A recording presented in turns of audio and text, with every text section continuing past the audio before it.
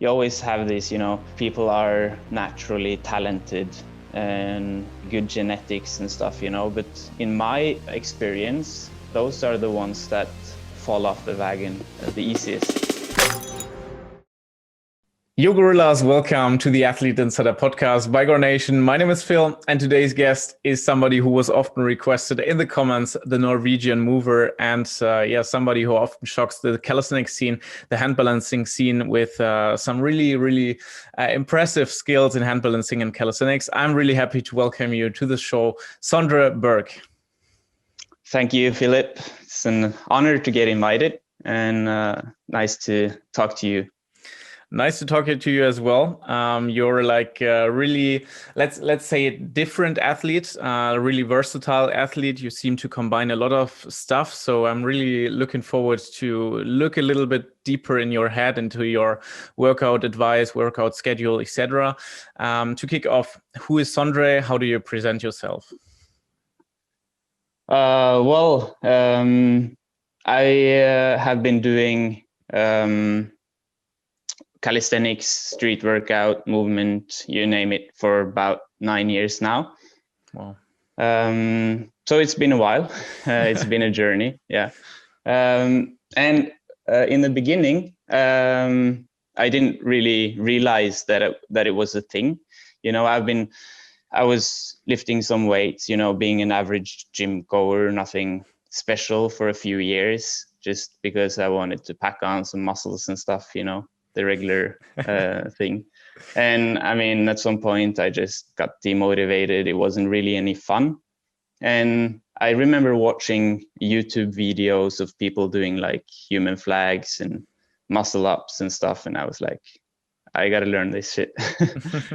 And I mean, from there, it just kept on rolling. I started just wanting to do like a human flag was my main goal, because I think it looked so cool, and a handstand push-up. That was like my main two goals in the beginning. And then I had to learn a handstand in order to do a handstand push-up, and then I learned a human flag and then muscle up. And I didn't really realize that it was a thing until I met some other people doing the stuff, and they were like, yeah, we're doing street workout. And I was like, street workout? What the fuck is that? Mm-hmm. And, from there, I was just totally hooked, and it was everything, all that I was doing. At some point I started competing, and within 3 or 4 years, I think I won the nationals, and then at some international competitions in Hong Kong, in Beijing for the super finals in 2015 or 16, I think. I don't remember. But lately, though, I haven't really been competing and doing street workout that much, because at some point I sort of lost the joy of training for competitions, because there were so many other things that I wanted to learn and focus on.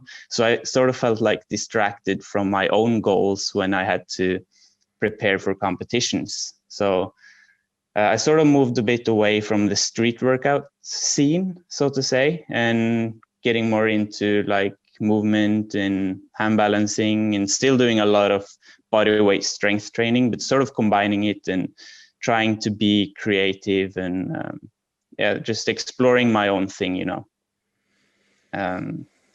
So yeah, that was basically my story with movement. But, wow. 9 years in the game, like 9 years of movement. I think I could have expected it, because your performances are really insane. Like I watched your last post, like insane stuff. For example, I don't know, what was it, 9 handstand clapping push-ups. Like this is stuff that is really impressive. And how old are you right now? I'm 29. 29, so you started with 20, so not even like as a kid or something. No, I was before that. I mentioned I had like a few years of being, a couple of years, 3 years maybe, of just being like an average gym goer, just going to the gym every now and then, lifting some weights, but nothing really special there. But from I guess I was 10 years old. I was a skater kid. I mean, I was competing in skateboarding, and skateboarding was like my whole life up until I started university, more or less. And I started struggling with injuries and stuff, and sort of needed a new addiction. And somehow I stumbled upon this movement, street workout things. Yeah, and the ball just kept rolling, and yeah, it sort of got. Yeah, sorry. Yeah, it was sort of my new skateboarding. Yeah, because I see a lot of people switching from skateboarding to street workout because it's not only a sport, I guess. I didn't skate myself, but it seems like you switch from really a lifestyle, something that you do in your free time, and it's not workout, but it's like a lifestyle. It's how you spend your time with friends, etc. Yeah, it's much more than just working out. Yes, indeed. Okay. Right now, 29 years old, coming to the hard facts, how heavy and how tall are you? I'm 179 centimeters and usually around 80 kilos. So between 78 and 82, depending on the Christmas time. Yeah, like now I'm pretty heavy. Now I'm almost 82. Okay. A lot of family dinners and a lot of nice food and some beer and but it's how it is. And you don't feel your performance dropping, right? Because the posts in the last day, they are like from now. Oh yeah, they're from now. But obviously when I'm a bit heavier, some of the moves are noticeably more difficult, like planches and one-arm pull-ups. Those are probably the moves I notice it the most on. Okay. But I know that when New Year's is over and I'm back at it, it's going to drop down pretty quickly again. So I'm not too worried about it. Okay. Good. So it's sort of like putting on a 4 kilo weight vest for free or so, and then True. Yeah. Can you take us with like 9 years ago, you started with calisthenics, with street workout. You had like 3 years of basic strength training in the gym. How did your beginning in street workout go? Did it go easy? Were you already able to do some pull-ups? How was the beginning? Well, for me, pulling exercises has always been like a weak spot. I remember pushing strength has always sort of come rather easy or easier to me. Mm-hmm. We all have our strengths, right? So I remember struggling with pull-ups, like when I was younger and we were having like physical education and stuff, and I couldn't even do a pull-up. So I remember struggling hard with the pulling part. And after starting with calisthenics, it took me about a year to achieve a muscle up. While it took me 6 months to do a freestanding handstand push-up. Wow. Like I said, we're all different, and some people, they take like front levers and muscle ups and one-arm pull-ups. It's rather easy for them to achieve. And some people struggle with handstand push-ups. For me, that sort of road has been a lot easier, but I'm still struggling hard with the pulling exercises. I mean, I did my first proper full front lever this year after 9 years. Wow. Yeah, I'm not kidding. Wow.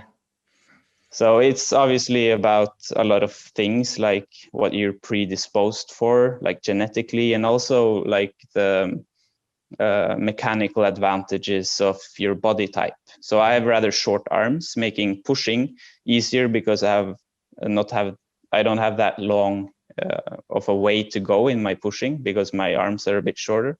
But then in front levers and planches, I need to have a much steeper angle, making the muscles much more weak in the position. So they're more difficult. And in addition to this, pulling strength has like always been super difficult for me, even though I've been working as hard with them, always working on my weak spot, obviously. But yeah. Okay. Yeah, that's a really interesting part, because I before you said that with your genetics, etc., I wanted to prepare the question that if it's something genetical, is it something that you can influence? Is it something that changes in your life? But it really depends on the mechanics and on the biomechanics, I guess. Yeah, and you seem like a really scientific guy. It's like somebody who is really like structured, etc. So that's something that you analyzed yourself, or how did you get to this conclusion? Well, I do a lot of reading, obviously, and I also have I'm engineer, electrical engineer, but we know our basic physics. So some things, even though I'm not a specialist in biomechanics, some things can be deduced rather simple with regular mechanical physics, and obviously doing a lot of reading. But it goes without saying that anyone can do most things. Some people need to work harder on some things, while others take other things easier. That's how it is. But it's not like it's an excuse. I mean, I could have given up front lever after 4 years of not attaining it, but I didn't. And some people might say it's not worth it, but yeah, for me, it's important to sort of prove that I can do it, even though I have to spend 10 years. Yeah, crazy. But it's an impressive story, because yeah, as you said, like a lot of people would give up after a few years of not attaining it, and like you're like having really good results in the pushing movements and handstand, etc. Yeah. Take us to the time that you prepared for your competitions, and that you took part in your first competitions, maybe also in combination with your, let's call it, weakness in pulling strength. How did they go, the competitions? How was that? My first time in the nationals, I think I got 5th place. But I mean, street workout wasn't really big in Norway. It's still not very big, but it's growing, like it is worldwide. And I just remember being so stoked about meeting so many people, like training the same, and competition was more about just meeting people and getting inspired and stuff like this. And that's sort of what drove me to do competitions in those 3 years that I think 3 or 4 years that I was actively competing. And like you said, obviously I had some weak spots, but everyone has their weak spots. So I tried to focus on elevating my weaknesses, but still focusing on my strength. I wanted to show off my style and what I was good for. And then I was just trying to be like average, struggling to be average in the parts that I was struggling with. So yeah, I was never never that good at doing like high bar freestyling either. So instead I compensated with developing like sort of like a freestyle thing on the ground, like doing flips to handstand stuff, and sort of compensating for not being that good in the bars. And I could do some pretty cool freestyle stuff on P bars as well. And then I just had to learn like 360 and some basic stuff just to do it. But that was ultimately what drove me away from competing as well, though, because I felt that I had to do a lot of things that I wasn't really enjoying when I was preparing for competitions. So that was also very ambivalent, in that I loved going to competitions, meeting a lot of people, and just having a good time, but at the same time, I sort of started branching out and going my own directions, and I didn't really have time to focus on what what's needed in order to perform good in these competitions. Okay, yeah, I can well imagine, because today's competitions are like built for most competitions are built for complete athletes, so those who like combine dynamics with statics, yeah, it's hard to because when I watch your social media, you're like really focusing on the hand balancing, on the pushing part, etc. And then I can imagine that it's hard to develop and to not get, I don't know, distracted from having to focus on the competition's rules and not on your goals, on your personal goals.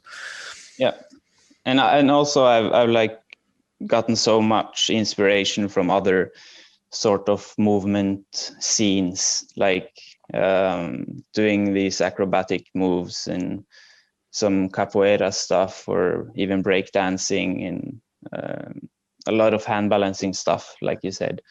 So I really like exploring these different paths and sort of going with the flow there. What athletes do you follow to get some inspiration for your next moves, etc.?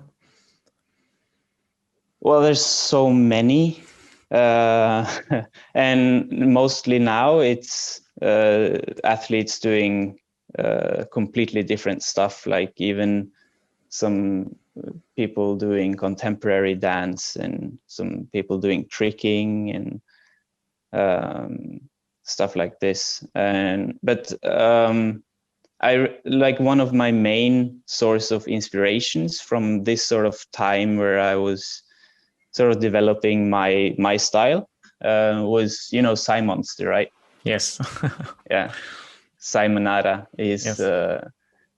He's got such a clean style, sort of a blend between calisthenics and breakdancing, and he's doing a lot of crazy stuff.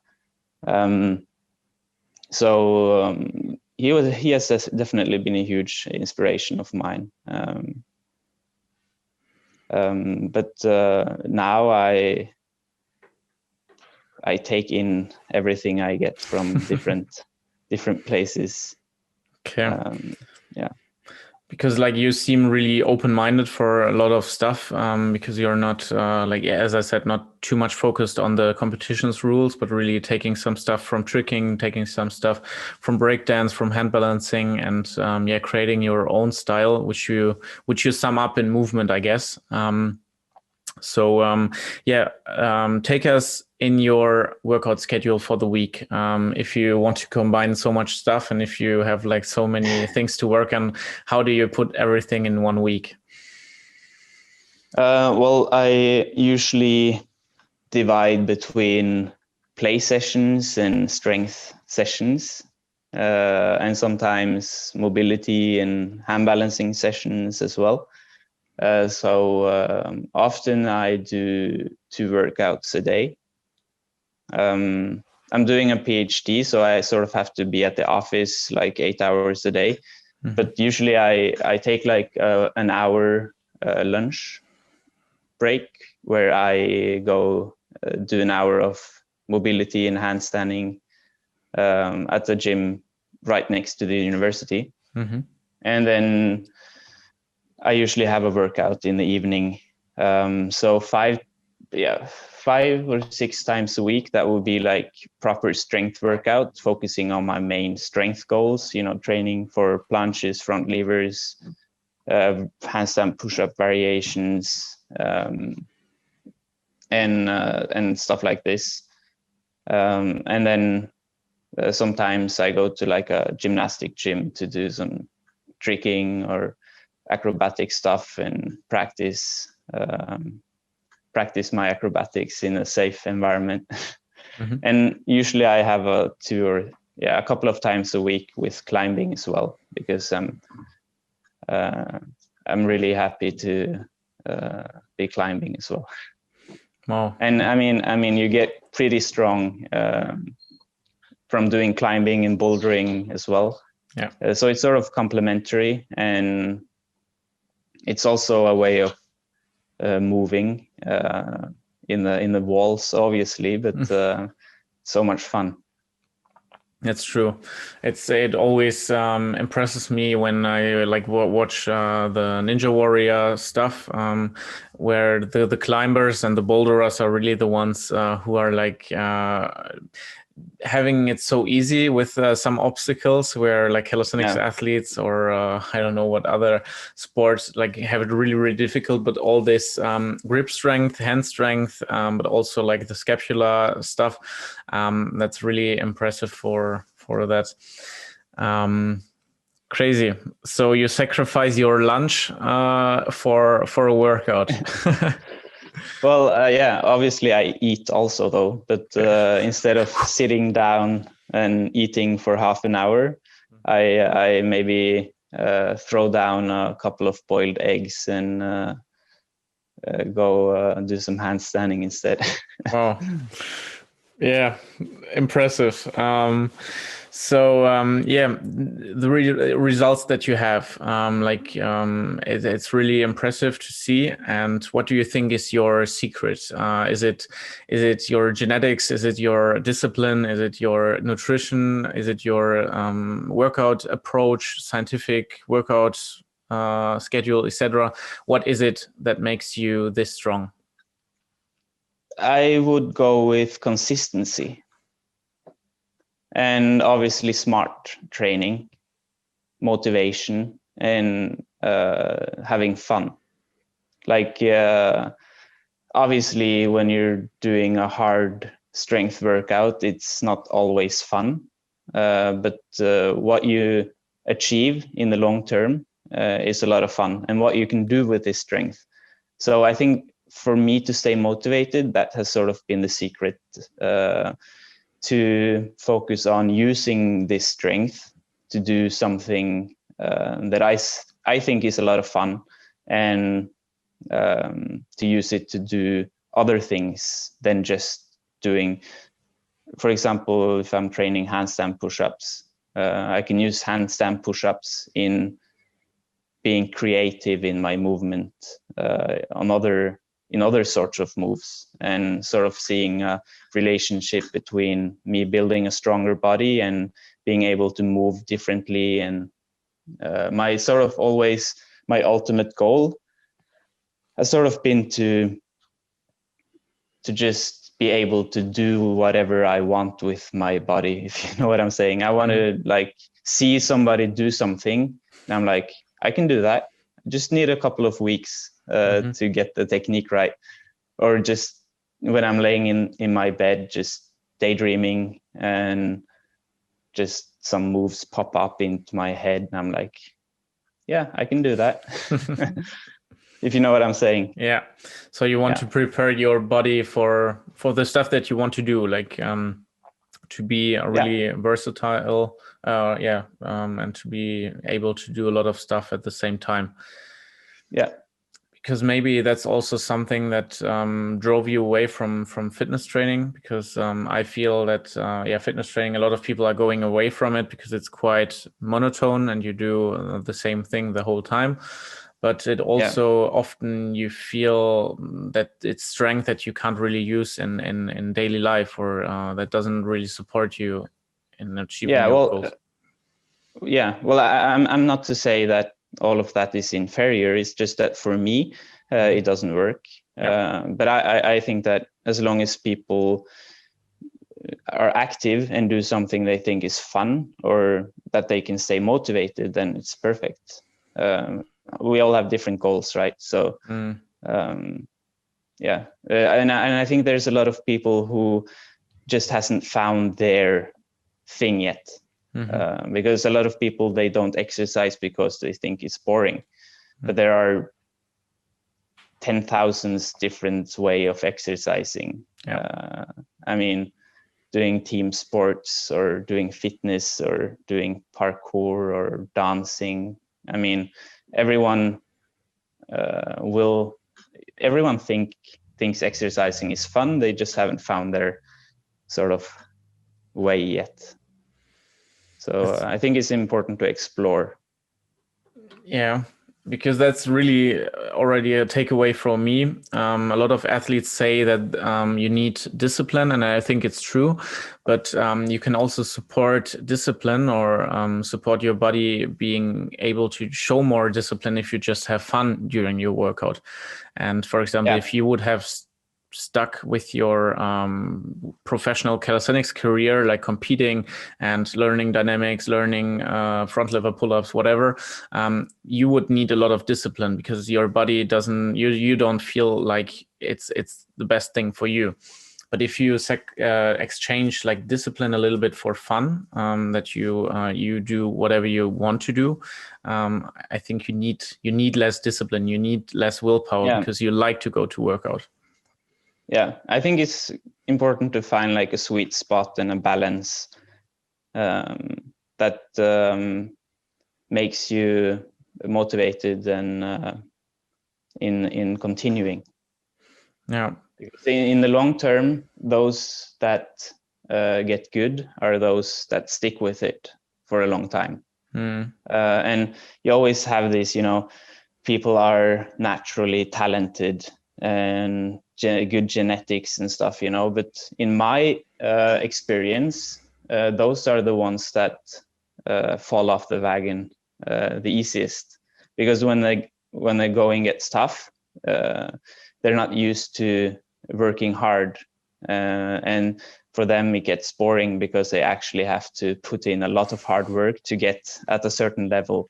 So they like reach like an advanced level super fast, and then they're like they realize that in order to get better they have to put in so much work, and that's not something they're used to. So I think those that get far are the ones that are able to keep motivated and push themselves. True. There are a lot of listeners, I guess, who are interested in your handstand secrets, let's call them. And you also made a course about it. Do you want to take us maybe a little bit in detail what people can improve in their handstand, and maybe also in combination with your handstand course that you have on your website, etc., that people can check out to learn more from you? Yeah, well, I guess my approach to hand balancing is a bit different because obviously to get a perfect handstand, there's so many things that needs to be in place, right? You need the strength, you need mobility and balance and technique and all this stuff, but I think people generally, or not everyone, but a lot of people, they tend to overthink it and focus on, for example, the perfect form way too soon in their journey. And obviously, a lot of people will decapitate me for saying this, but I'm not saying that a good form is not important, because it is, especially if you want to take your handstands and your hand balancing to a high level at some point. But what people also need to realize is that there are some limits regarding mobility, especially shoulder mobility, for example, that can take a year or even more to achieve the mobility needed to do a perfect handstand. So it's basically impossible to do a perfect handstand without this mobility, right? So there's not really any point in trying to enter a perfect position if your body's not capable of it. So you obviously need to work on this mobility on the side, but focusing on actually getting comfortable upside down, learning to balance, and just being in the position and getting really good at balancing, that should be like the main priority. And obviously focusing on mobility and all of this stuff on the side, and then applying it to your handstand once your handstand is stable enough to think of more than just balancing. Because if you're already struggling to balance for 5 to 10 seconds, that's your brain is working at 100 CPU just to stay there. Yeah. And if you're trying to introduce tilt your pelvis, and people talk about stomach in and all of this stuff, if you're trying to implement this into your handstand when you're already at 100 CPU doing your balancing, you're not going to get much out of it. So I think that's generally a problem, because it is important and you need to work on it, but there's no point in trying to do something your body's not capable of. Mm-hmm. And sort of punishing yourself, like, oh, my form is so shit, I need to do this, I need to do this. So everything you're thinking about when you're handstanding is doing something that you're not really mechanically capable of because you lack the mobility. So do your handstanding, learn to balance, focus on that stuff. And then on the side, you work on mobility so that you can eventually be able to enter this perfect handstand position. And also a lot of people tend to be a bit egocentric in their training, because when they can balance a handstand for 5 seconds, they never use the wall again. Mm-hmm. And the wall is your friend. That's where you should do your mobility, or not your mobility, but your form correcting exercises. That's where you learn to enter a good form handstand.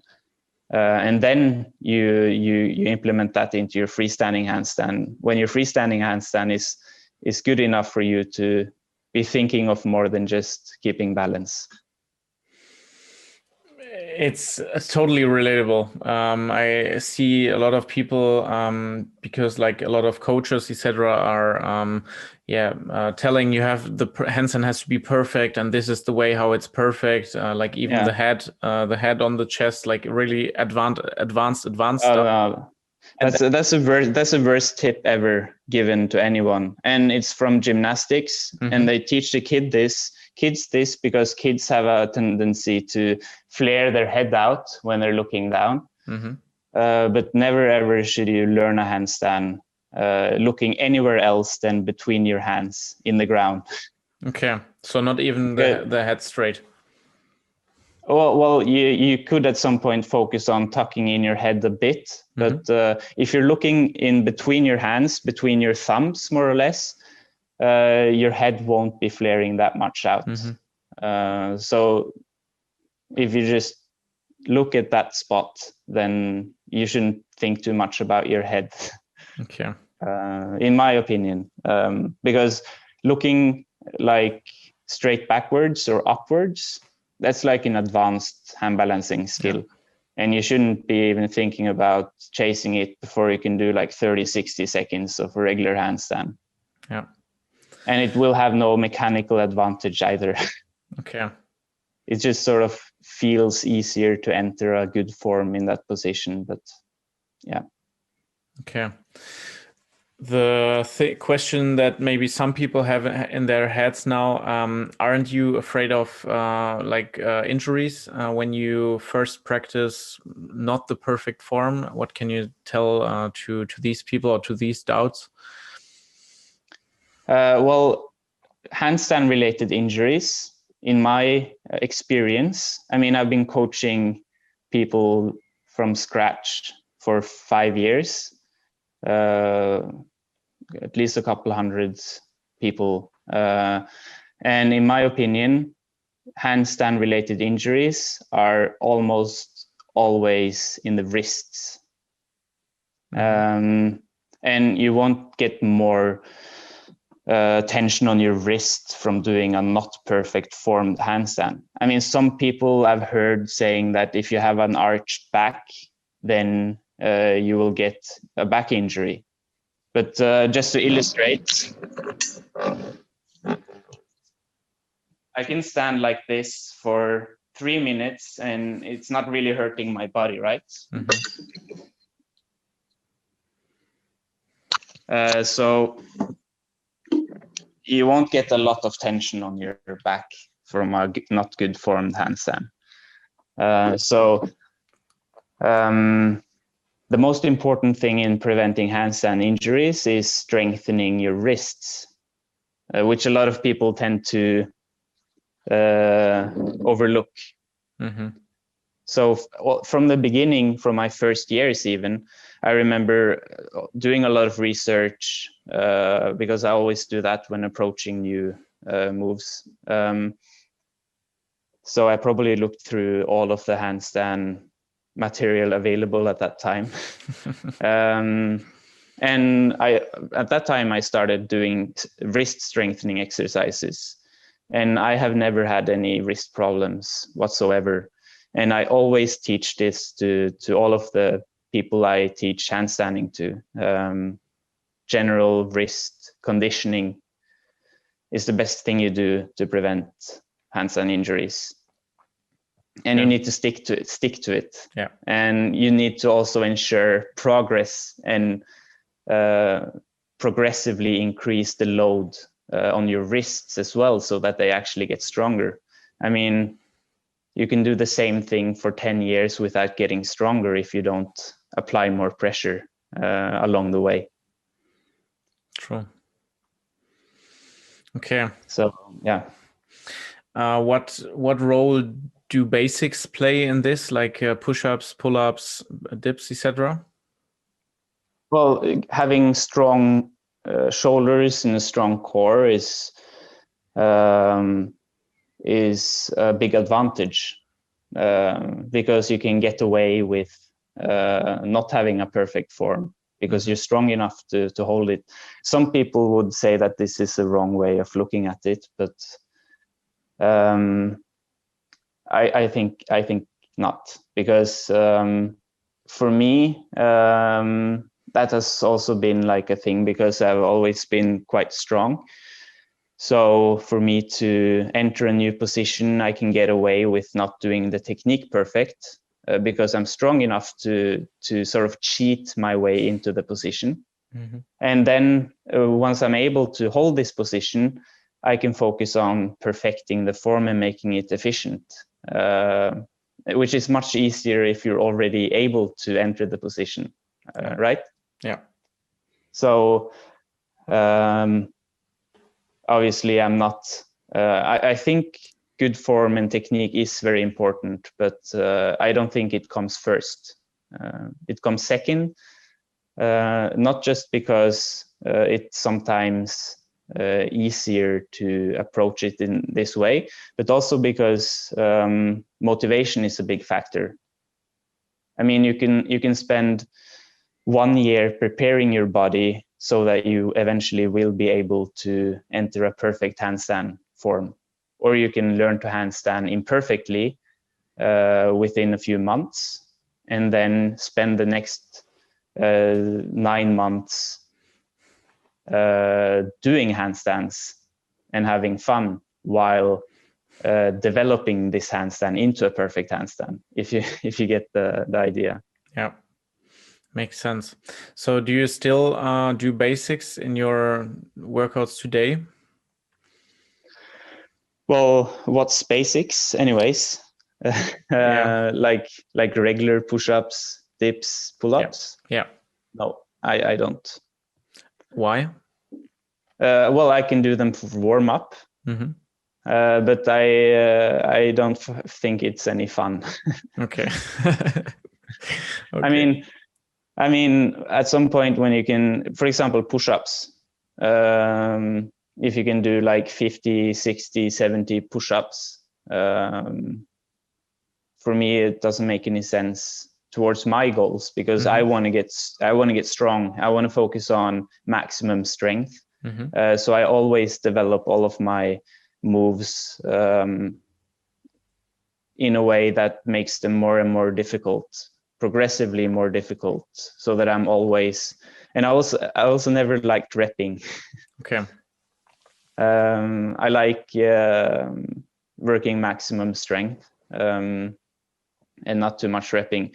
Also because I try not to focus too much on hypertrophy training, because getting big is not really an advantage in this game. It's better to focus on strengthening your muscles, your ligaments, your joints, your nervous system, and focusing on pure strength. At least that's what I think is fun and motivating. But obviously, if a lot of people want to focus on packing on muscle and stuff, and if that's the case, then doing basics and higher rep schemes and focusing on hypertrophy training does make a lot of sense.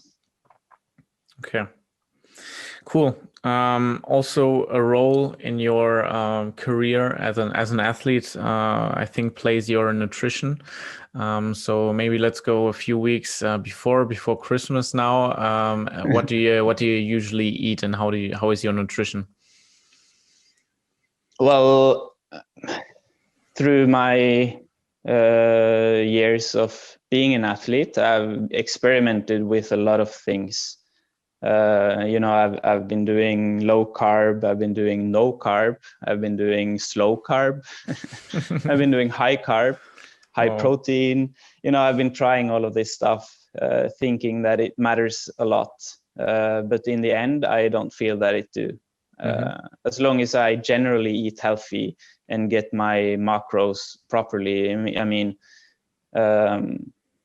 I sort of found it pointless to obsess over dieting, because I remember learning quite early that dieting is like 80% of fitness, stuff like this, and such bullshit.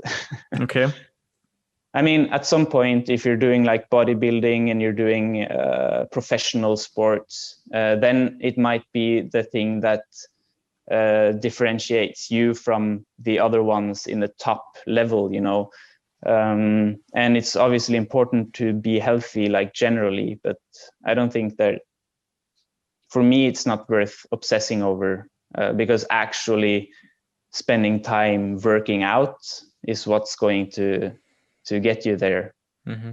So I feel like a lot of people focus too much on things that matter less.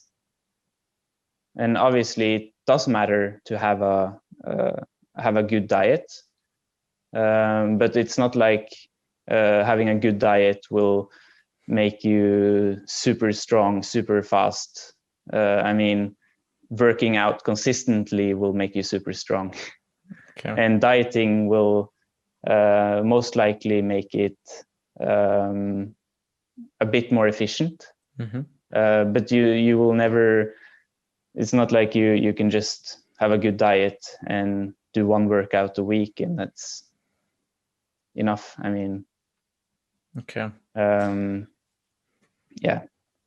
Do you have some standards in eating? I don't know, not eating this and this. Yeah.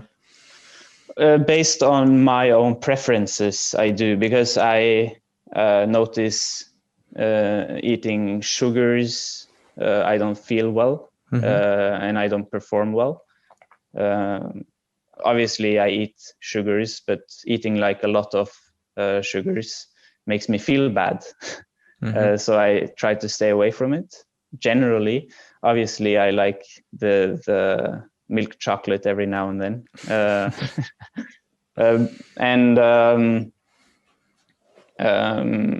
I also noticed that I get generally a better energy level and less energy swings when eating more not too much fast carbs. So whole foods in general. And I also don't respond very well to flour, like wheat flour. I get like a bit bloated and so I generally stay away from bread and stuff like this. Also generally, like now when it's Christmas, I'm home at my parents' place and they get like new, like fresh bread every day, and fresh bread is nice. Yeah, good for you. So, but it's all like in a general sense. And every now and then on a Sunday, I can get some nice bread to sort of just have a nice Sunday breakfast, But in a general manner, I stay away from sugars and bread, and eat a lot of whole food. A lot of eggs. Okay, yeah, eggs. Me too. Eggs are good. Yeah. Nice. Do you take any supplements? Because people are always asking about supplements. No. Good. No. I mean, I do have protein powder available, and sometimes I take it with me when I'm going hiking, or when I know that I won't have time to make a proper meal. Then it can be a nice replacement or addition to, some.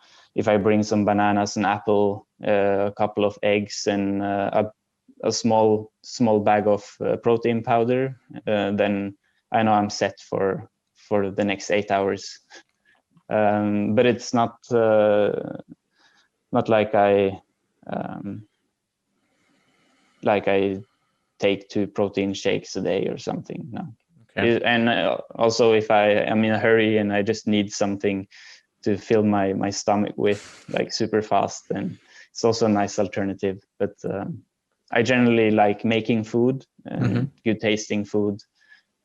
And I think that eating proper food is nice. True. Talking about the next topic, injuries. What kind of injuries did you have in your career? You're doing a lot of stuff that is really putting a lot of pressure on the wrists, on the shoulders, etc., on the elbows. Did you have any injuries? I always have an injury. I can't remember the last time I didn't have an injury. Okay. I mean, at some point when you're at some level, it's to expect to get an injury every now and then. Sometimes it can be like I pull a muscle and it goes over in a week or so. I have this weird thing. I always, or not always, but often I pull my lats. I get this sort of sore lats especially if I try doing planches without warming up. Okay. And it's incredible how you can do that when you know that this will happen, even though I've been doing this for 9 years, and I'm like, but I've had quite a few more serious injuries than that, though. Some are actually permanent as well. In a competition in Hong Kong in, I think it was 2015 or 16, I did like a one arm kipping muscle up to a 360, and my 360 sort of went a bit wrong. So when I caught the bar, I didn't have any time to sort of dampen the movement. So I sort of just got this really jerky landing. And because it was in a competition, I was full of adrenaline and stuff. I didn't really notice it, and I finished, and I actually won the World Cup stage there. Wow! So I was like super happy, and I didn't really notice it. But I woke up the next morning, and both my arms, I couldn't lift them up, and my shoulders were totally fucked for 3 months. I think And ever after that, that's like 5 years ago, I'm still having pain in my shoulders. So I did a lot of x-rays and MRIs and stuff like this, and it turns out my labrum has broken in on the back side of the joint. Mm-hmm. And it's not really, I was told that if it doesn't heal by itself within the first few months, then it won't heal. So it would need surgery to heal. But luckily for me, it's a very restricted range of motion that hurts for me. And it's like whenever my elbow is behind my back, mm-hmm. and I need to use my bicep. So, classical sort of Hephaesto movement, right? Yeah. Or if I do supinated back levers, I can't do that at all. Okay. It sort of just pinches back here, and it just I lose all power. Mm-hmm. So at that time, I learned my first Hephaesto a few months before that, and I was never able to train it again. Oh, damn it. So because I knew that if I was going to do the operation or the surgery, then it would take a year to sort of before I could start training properly again, and then it would take probably 1 year more to get back where I was. And I can definitely live with this. I just need to stay away from that exact movement. And in the end, it sort of turned out in a good way also, because I wasn't able to train for Hephaestos, I sort of wanted to train for an alternative. So I started training for inverted muscle ups, mm-hmm. which is also bicep intense move, right? It's sort of the same, just in front of your body. Yeah. So I don't need to get my elbows in the back here. Mm-hmm. And that way it doesn't hurt my shoulders. So I learned that sort of as an alternative. And that's sort of a nice representation of how I deal with injuries, because you can always train something. And in my experience, often you just need to sort of alter the exercises in a way that sort of moves around the injury. Mm-hmm. I've had a bunch of, I have this chronic case of tendonitis in my mm-hmm. elbow.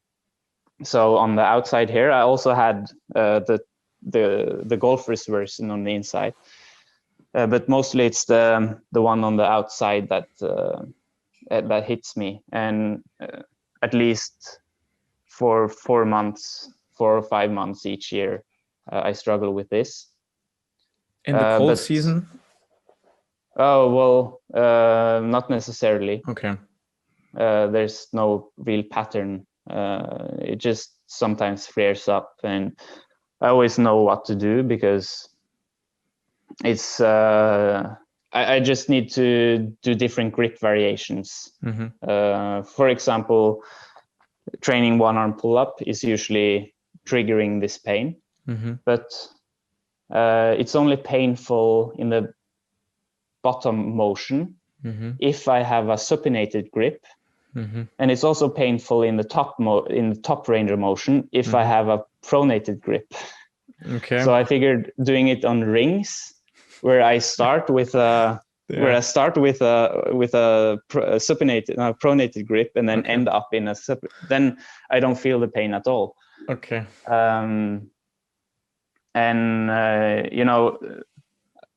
Practicing for planche 360s. At some point, I landed on top of my thumb with my whole body on top of it, sort of. Mm-hmm. And I totally fucked up my thumb, or my, I don't remember what this joint is called anyways. Mm-hmm. But I ended up having to have a cast on this and immobilize it for a couple of months. But I figured out that, okay, I can't handstand doing this unless I do it on my fists. So for 2 months, I was like doing 90-degree push-ups and handstand push-ups on my fists to sort of walk around the injury. Wow.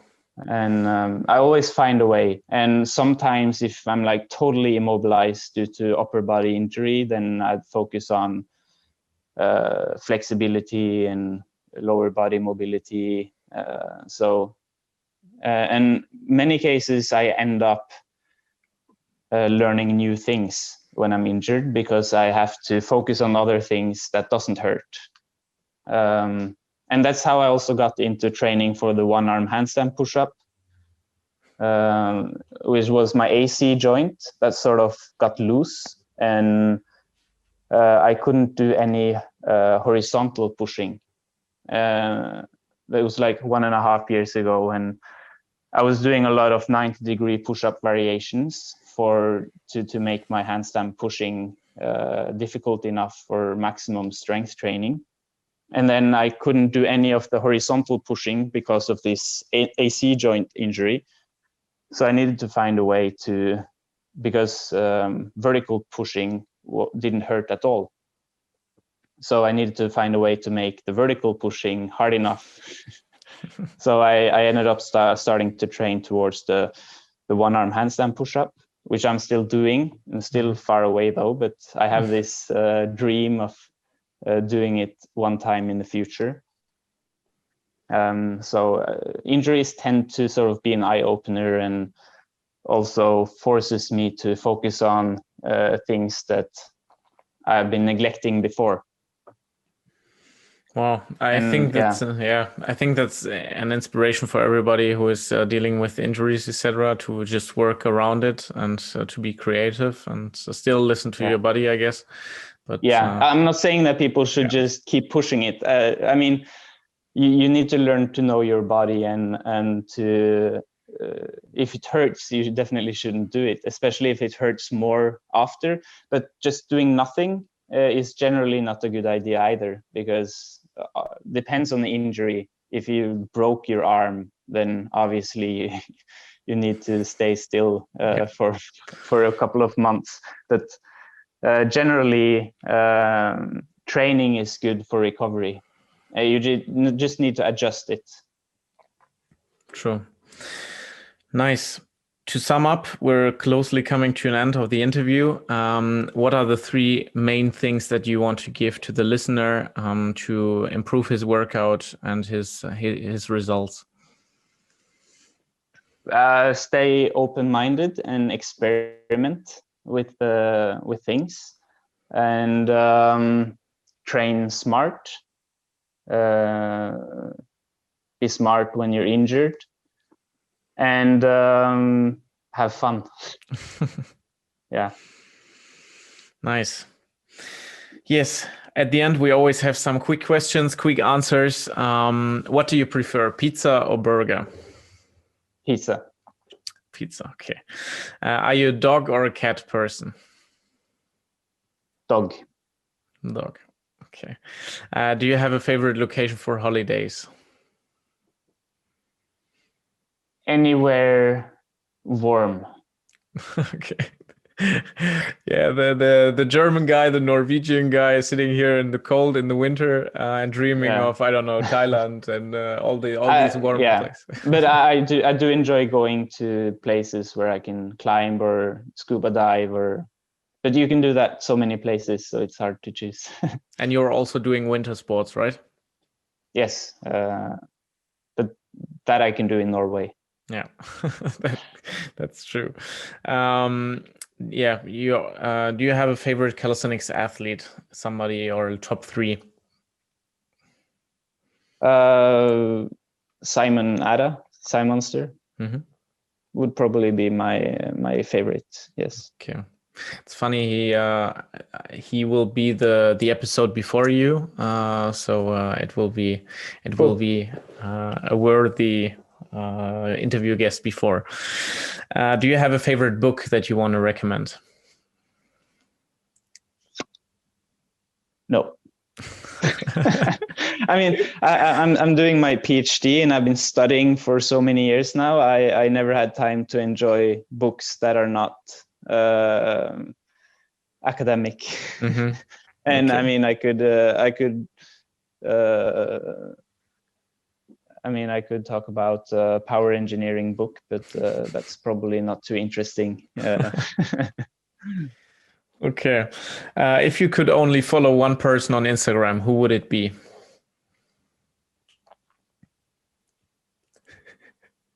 Got you. I would follow my girlfriend. Okay. Good answer. The best calisthenics event you've ever visited?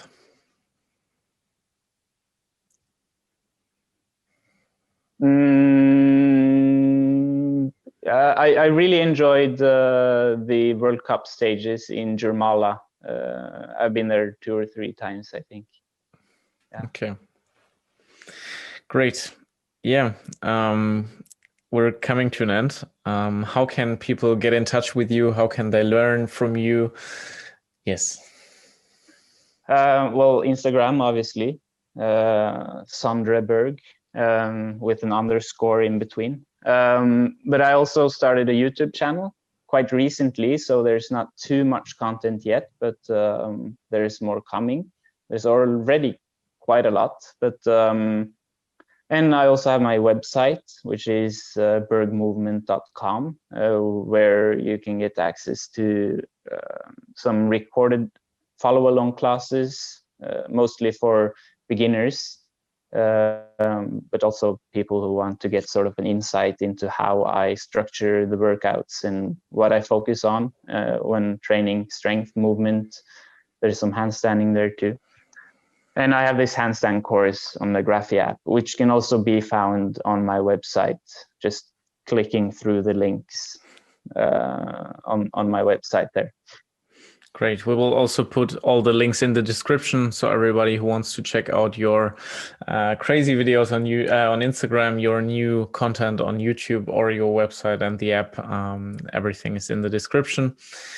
Thanks a lot for your time, Sondre. I am really happy that we realized this, and thanks for everyone listening till the end, and also asking to interview you, because it was a really insightful interview. Different kind of athlete, different kind of training method, and yeah, thanks everyone listening to this over an hour of content. And if you like this episode, give it a thumbs up, give it a comment, who should be interviewed next. Thanks for your support. And Sondre, you can say goodbye to everyone and you have the last word. All right. Well, thank you for having me. It's been a pleasure. And thanks to all the listeners. If you managed to listen through this hour of endlessly talking. Yeah, I hope you found some good lessons and some inspiration, and feel free to send me personal messages on Instagram. I usually answer everyone if you have any particular questions, and check out my courses and stuff like this. I'm just getting started with my business. So all support is appreciated, and you can expect much more to come in the future.